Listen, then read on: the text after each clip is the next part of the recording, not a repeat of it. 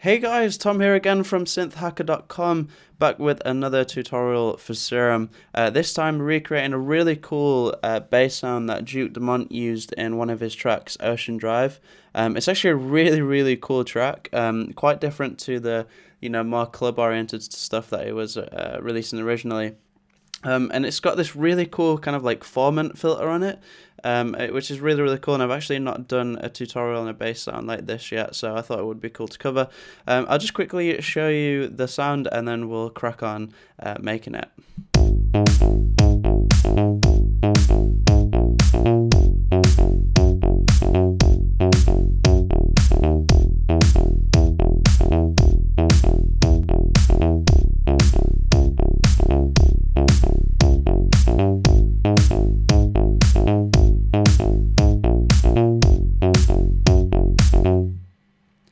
So really cool sound, quite simple like waveform, but what's really interesting is what's going on in the effects section, which we'll get to in a second.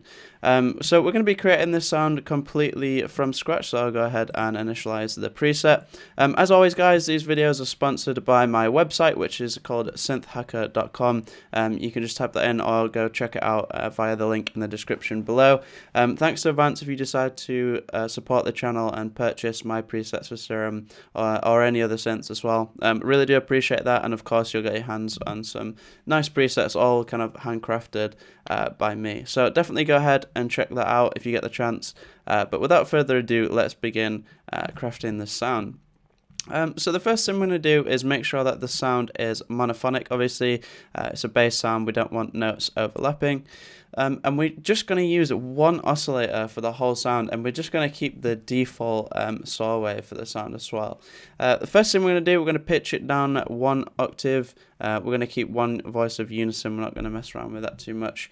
And then what we can do is hop straight into our amplitude envelope. Although we want kind of like a plucky sound, for the actual amplitude envelope, we don't want it to have too much of a decay. We'd like it to be quite sustained, especially on those longer notes. So we're just going to give it a little bit of sustain. We're just going to drop it about like -5 dB, something like that. And then we're going to give the overall sound quite a lot of release as well. And then if we go into envelope 2, this is going to be the envelope that we're going to use to modulate the filter cutoff, which I'll get to in just a second. So you're going to want to bring the sustain of this down, make it a little bit more pluck-like and less linear, and then give this quite a bit of release as well. Sorry, what I actually meant to do was give envelope 1 not much release, around like 470 or something, and envelope 2 more release.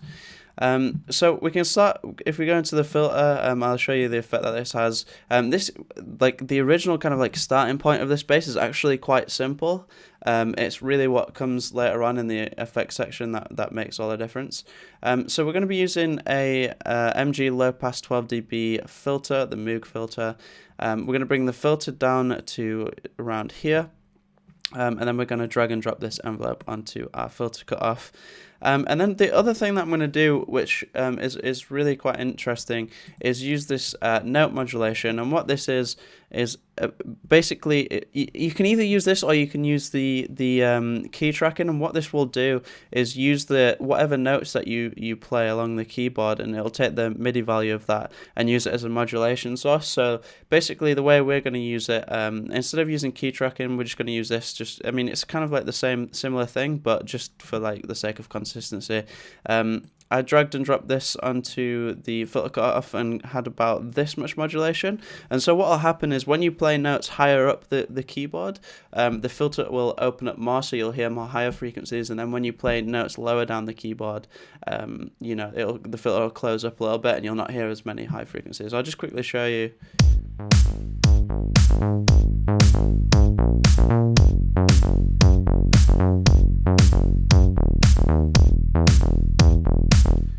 So you'll hear that that's quite close already. That's kind of like the basic kind of building blocks of the track. But what I noticed in the track by Dumont is that the bass had this really weird sound. It had like kind of like a Formant sound, or almost like a wah pedal or something like that, like a talk wah thing.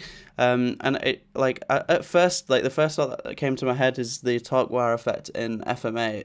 But then I realized that you could probably just you like get a similar effect by using one of the Formant filters in Serum. And of course, one of the best things about Serum is that you can actually use the same filters that you can use in the main part of the synth. You can actually use them in the effects section, which is really cool. So we've got this like basic building block of the sound with the just like low pass 24 dB filter and an envelope modulator and the cutoff, like pretty standard.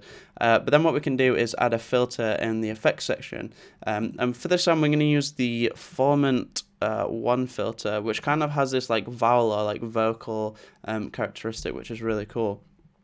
We're not going to keep a full mix. We're going to bring this down just a little bit. Otherwise, it sounds a little bit too extreme, and we lose like quite a lot of the characteristics of the sound that we want to keep. But what you can do is just boost the resonance a little bit, boost the drive a little bit, and boost the Formant filter variant. And then what we're going to do, we're going to push the cutoff up here, and the same modulation source we use for the cutoff frequency of the other filter, we're going to use on this as well. And this is really cool because like I said, depending on what note you play, you're going to get like a different Formant sound. So I'll show you what this sounds like so far.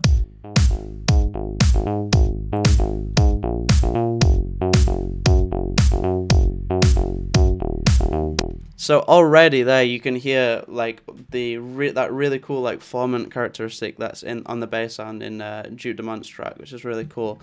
A couple more things that I did. I added a little bit of distortion, and I actually put this after the Formant filter just to kind of, I don't know, like sometimes it's really cool to put like distortion after a filter because it brings out the characteristics of the filter instead of the filter filtering away what you would hear from the distortion, if that makes sense. And so what I used was just the standard tube, nice warm distortion. I put it on pre-processing mode and then put it on high pass and then put it around 2200, something like that.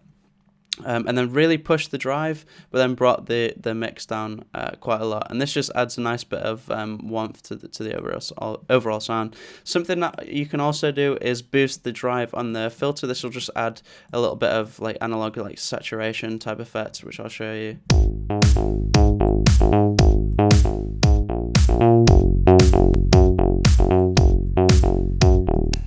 So that's really, really cool. And then just really to polish the sound off and bring out some of the characteristics out that I really liked about the sound. First of all, I just boosted the low end because we're not using a sub oscillator in the sound. We're just using oscillator A. And the reason for this was because the notes that I used were spanned across 2 octaves. So then when the higher note played, you could hear the ringing of the sub, which was kind of annoying. So what I did to compensate for this was just use a low shelf EQ just to boost that a little bit. If I boost the low end just a tad and then bring the frequency back a bit. And then what I also did was use like a peak EQ to bring out some of the cool like effects some of the cool frequencies that we were getting as a result of the filter. And you can really sweep across the frequency spectrum and see what characteristics you kind of want to pull out the sound.